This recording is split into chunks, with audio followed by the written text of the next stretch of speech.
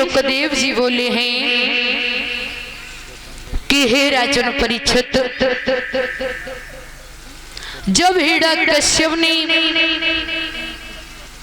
ब्रह्मा जी से वरदान मांगा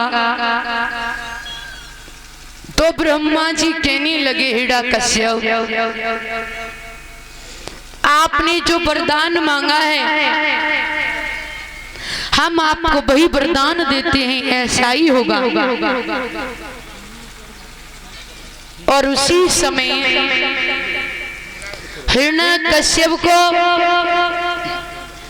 वरदान दिया तो हिरण्यकश्यप कहने लगा, अब तो मुझे वरदान मिल चुका है, अब तो मैं सारे संसार को उंगली पर नचाऊंगा।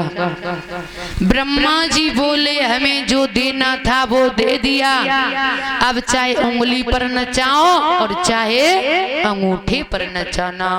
और ब्रह्मा जी वहां से अंतर्ध्यान हो जाते हैं। इधर मेरे प्रिय श्रोताओं, जब हिरण्यकश्यप को वरदान मिल जाता है तो सर्वप्रथम पहले हिरण्यकश्यप ने अमरावती राजधानी पर हमला बोला। कहां पर? जहां पर विप्रचित नाम का राक्षस हिरण्यकश्यप की बहन सिंहिका को ले गया था। तो क्या देखा कि सिंहिका अपने पति के साथ में अमरावती राजधानी पर लेटी हुई थी। तो सर्वप्रथम पहले मेरे प्रिय श्रोताओं, हिरण्यकश्यप ने अपने बहनोई का वध कर दिया। जब अपने बहनोई का वध किया तो एक घटना और घटित हुई, और वो हुआ क्या? इधर इंद्र गर्भवती स्त्रियों को मारने लगा, और महाराज जो हिरण्यकश्यप की पत्नी थी रानी कयादू, वो उस समय गर्भ को धारण किए हुई थी। जब गर्भ को धारण किए हुई थी और उसी समय इंद्र रानी कयादू के केसों को पकड़ करके खींचता हुआ ले जा रहा था। जब खींचता हुआ ले जा रहा था तो रास्ते में बाबा नारद मिल जाते हैं, और नारद बाबा बोले, ओरे इंद्र ये क्या कर रहे हो? ये रानी कयादू हिरण्यकश्यप की पत्नी है और इस समय ये गर्भ को धारण किए हुए हैं और तुम इसे घसीटते हुए ले जा रहे हो। बाबा नारद कहने लगे, इंद्र मेरे कहने से और आप कयादू को छोड़ दीजिएगा। क्यों?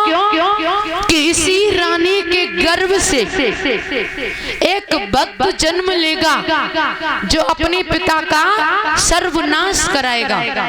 और बोले हैं बाबा नारद इंद्रदेव से, क्या बोले? क्या बोले?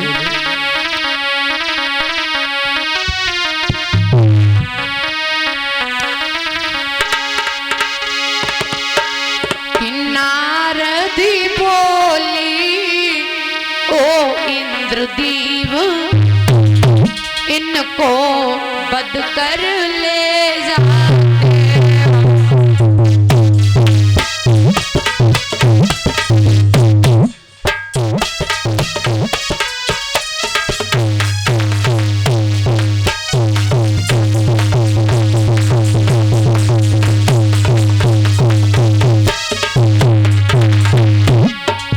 जैसे ही बाबा नारद ने इंद्र से कहा,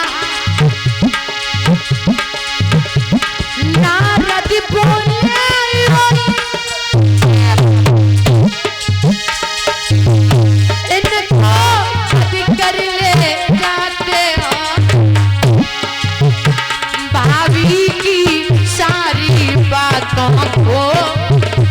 क्यों छोड़े प्रभु कर देते हो।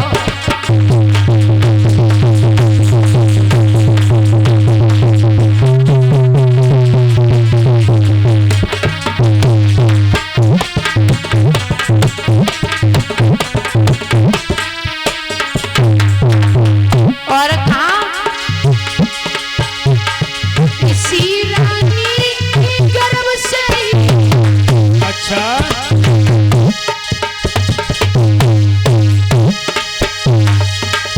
वह परम भक्त प्रगुस्साएगा जो अपनी अटल तपस्या से पाप का प्रताप घटाएगा।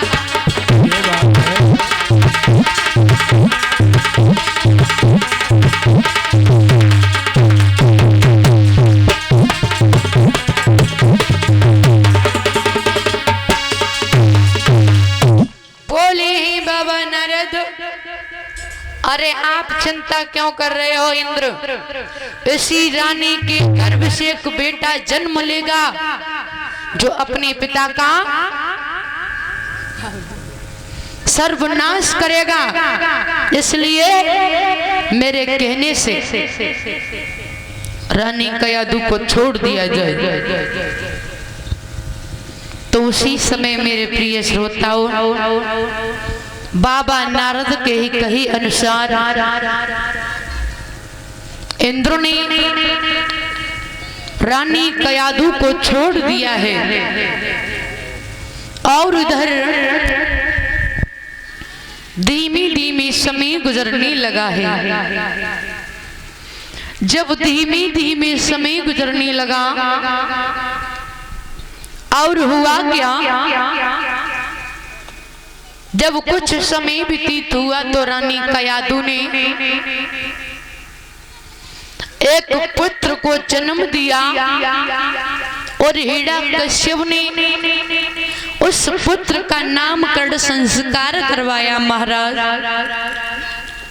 तो ब्राह्मणों ने उस पुत्र का नाम प्रहलाद रख दिया। महाराज क्या रखा? क्यों परीक्षित महाराज क्या नाम रखा? वह सुंदर, उस पुत्र का नाम ब्राह्मणों ने प्रहलाद रख दिया।